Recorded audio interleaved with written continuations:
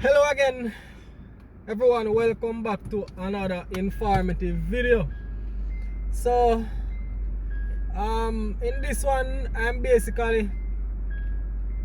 are basically going to talk about composting. There's something I found out with the compost, with the horse compost pile that I went to today. The compost horse manure, it is not really composted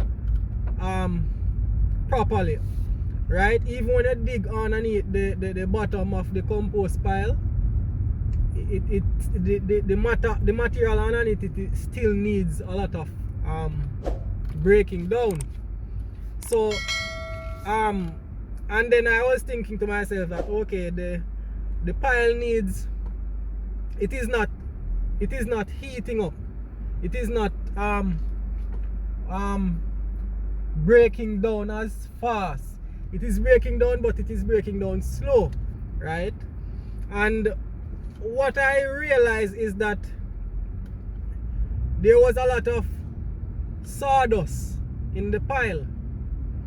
So, and I also asked one of the workers there if I asked him what the materials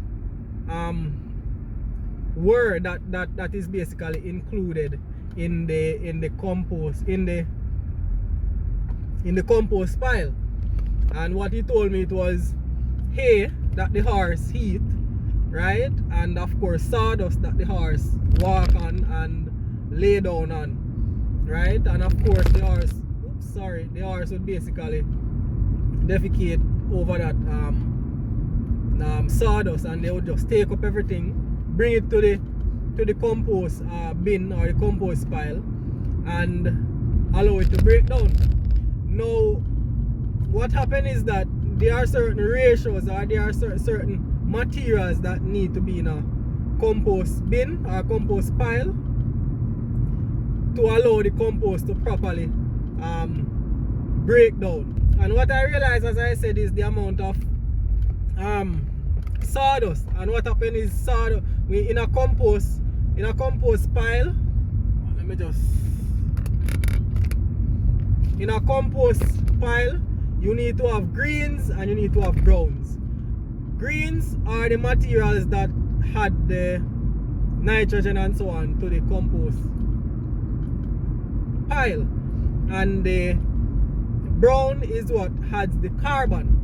So within that horse compost bin or compost pile, there's a lot of brown.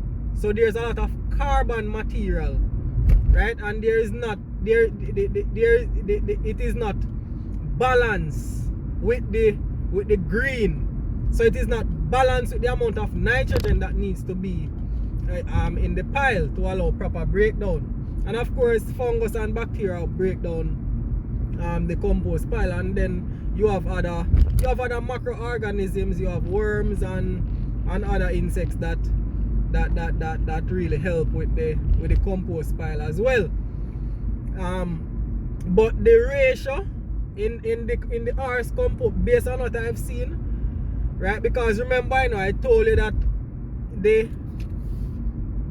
I was expecting the pile to kind of heat up or give off a lot more steam than what I was seeing.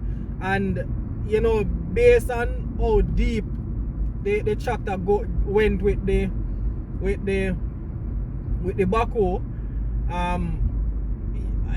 we should have been seeing a lot more broken down material. And it is a compost pile that has been there for a long time, right? And obviously they always been putting new material on it. But what I'm saying is that the deeper you go within the compost pile,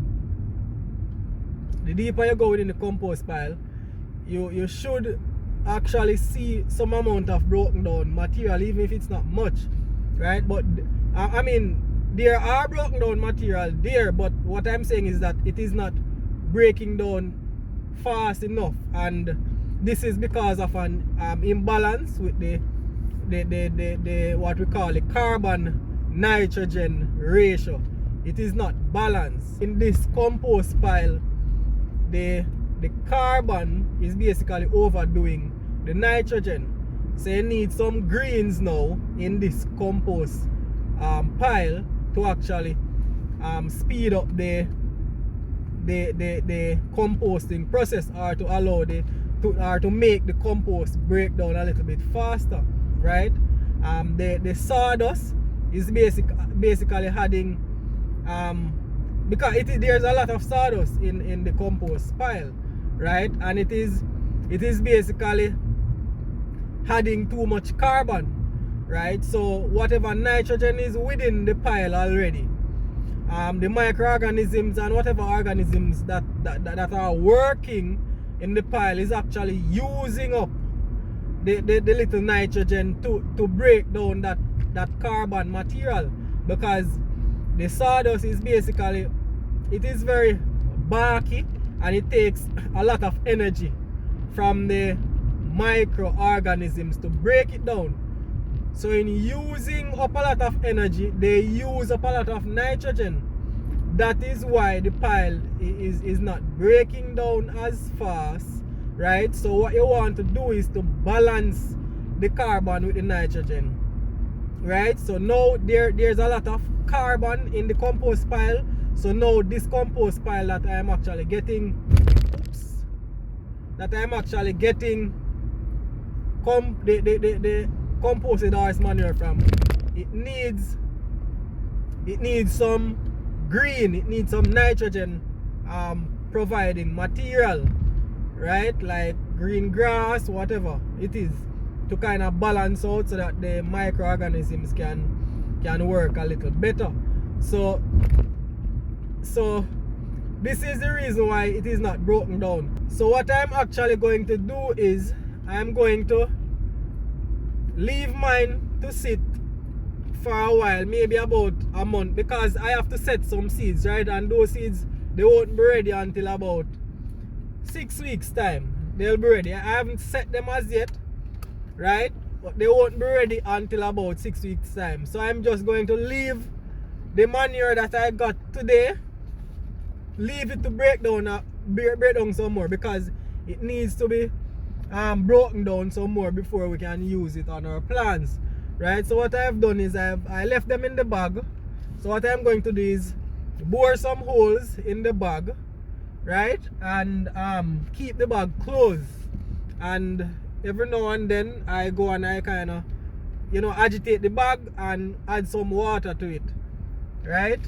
So because as it is, it cannot be used on the plant in the containers as yet.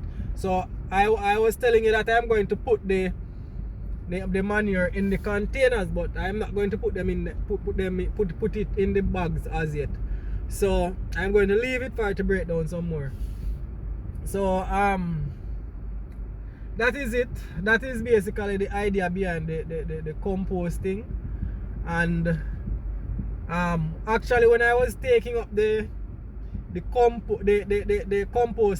composted horse manure, it was steaming also. I was trying to catch a clip for you to show you when it is steaming, but it wasn't steaming a lot, right? But it still shows you that the pile is actively composting, but it is kind of composting slow, as I said, because of the imbalance in the carbon nitrogen ratio, right?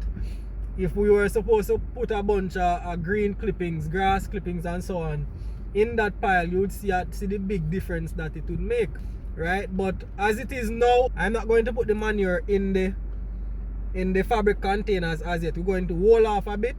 So we are going to go from here. All right, we are going to set the seeds, right? So as I said, the seeds going to take roughly 6 weeks to reach transplanting stage, right? So within that 6 weeks, the horse manure can, it will be sitting there kind of breaking down some more, right? So we are going to set our seeds. That is what we are going to do next, right? If you are new to my channel, please subscribe, comment, ask questions, so we can be on the same page and we can learn. That is what this channel is here for. This channel is basically here to teach you about plants, teach you about the different activities that the plant carry out, biochemical activities, all kind of activities, right? From seed germination to planting, to plant soil interaction, right? Environmental factors influencing growth and development. So it's basically everything about plants I'm talking about, right?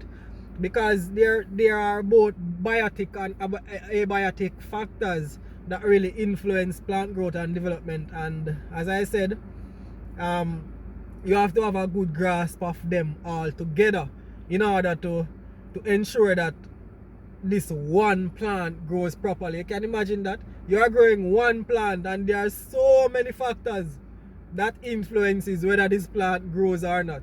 So as I said, subscribe to the channel, and if you have any comments or questions, put them in the comments area, and I'll see you again in another video. Bye bye.